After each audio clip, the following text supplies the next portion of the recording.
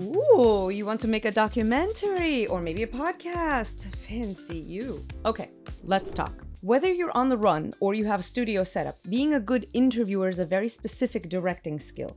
I'm doing multiple videos on the essentials that you need to know to make sure every interview you do is golden. In this video, we're focusing on the top 10 tips you need as a director to make your interviews shine. Step number 1. Pre-production. Documentaries and podcasts look effortless when they're well done. It looks like a natural, authentic, open conversation no matter what the topic is. The thing is, that's not luck. The ones that look the easiest are actually the toughest to make. And if you want to make sure your project looks natural and effortless, then you have to put in the prep work in ahead of time. Here's a breakdown of the pre-production questions you should ask yourself and plan around. And if you want this full written list, visit my Ko-fi page for a free download, links below. Questions. Who is your subject? Are they an introvert or an extrovert? Do you know them already and have some trust built up with them? Or will you need to have a warm-up phase where you build trust with them and make them feel comfortable? Do they have some camera confidence, or will they need you to be extra so they forget that the cameras are rolling? Why are you interviewing them? What is their background, their achievements, or news? What are you highlighting about them?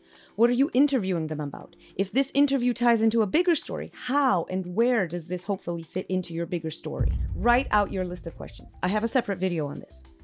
Now, will you send those questions to the interviewee ahead of time, or will you surprise them on the day? Why? And remember, laziness is not an answer. For example, right now I'm working on a health documentary about health and longevity. I have doctors on my interview list, and I'm giving them about 80% of the questions I intend to ask them ahead of time in writing. But the other 20% I'm keeping secret because I want their honest reactions on camera. And not only did I communicate this to them early, I also told them that those questions are of a personal nature, but not about them, that they're questions about me. The cold ones are about me. So they don't feel like they're walking into an ambush. They understand that I know what I'm doing and that I'm not going to pounce on them when they sit down in front of the camera. When you send your questions to your interviewee, prep your guests to think about their answers and also teach them that full sentences will help make more of a beautiful edit.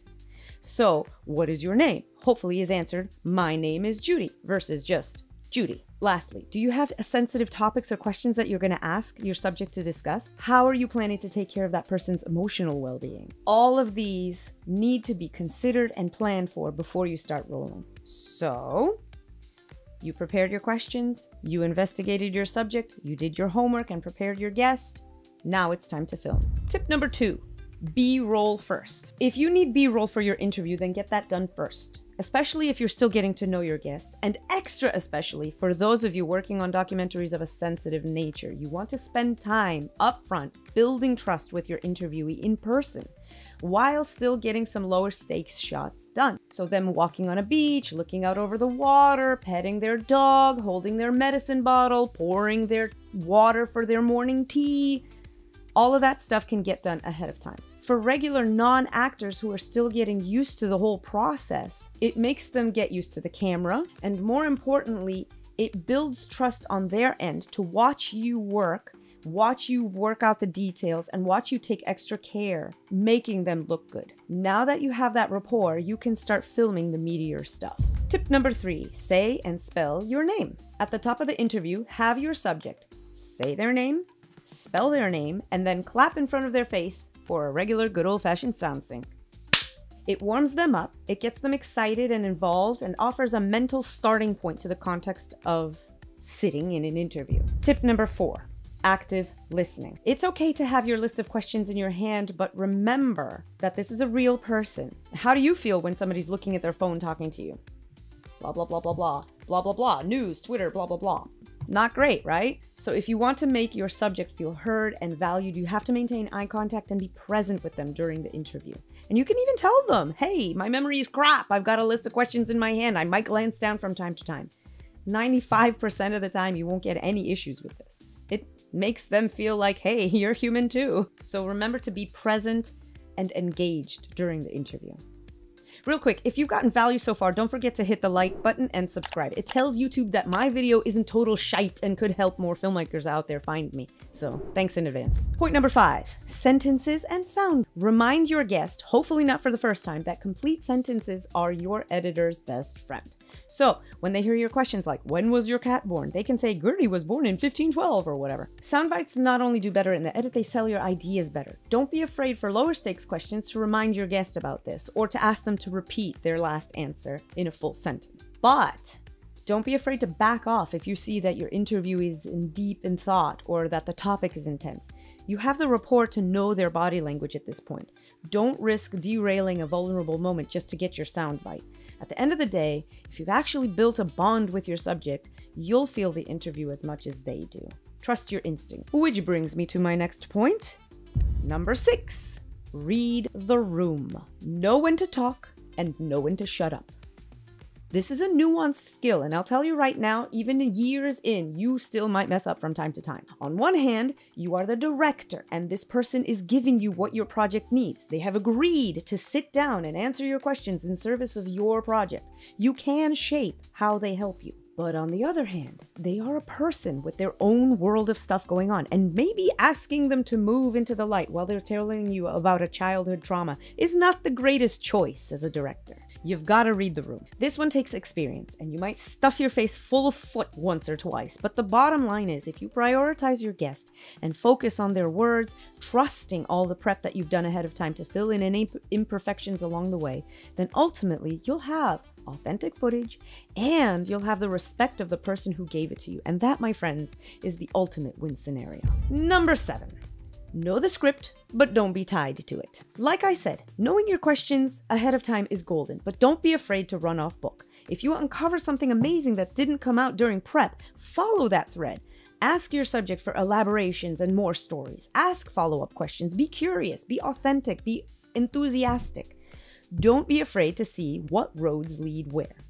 And you can reference your question list again and guide the conversation back when you have finished running down this rabbit hole. And again, I have all of these interview tips and more on my Ko-fi page, which you can follow for free or support like these lovely people over here and get tons of free filmmaking helper guides, checklists, and amazing bonus behind the scenes from me every week. The link is below. Thank you to my Ko-fi family for keeping the lights on. And now back to point number 8, safety and silence. Hopefully, even with entertaining interviews, your guests feel safe around you. If you have a guest that needs more time to put their thoughts together, hold space for them. Don't be afraid of dead air. Let the silence be comfortable and a safe silence. It goes without saying, for sensitive style documentaries, this is even more important so your guests open up to you about grief or trauma or something horrible. But even in something lower stakes, nobody wants to flub a sentence on film and look stupid or take forever to find an answer.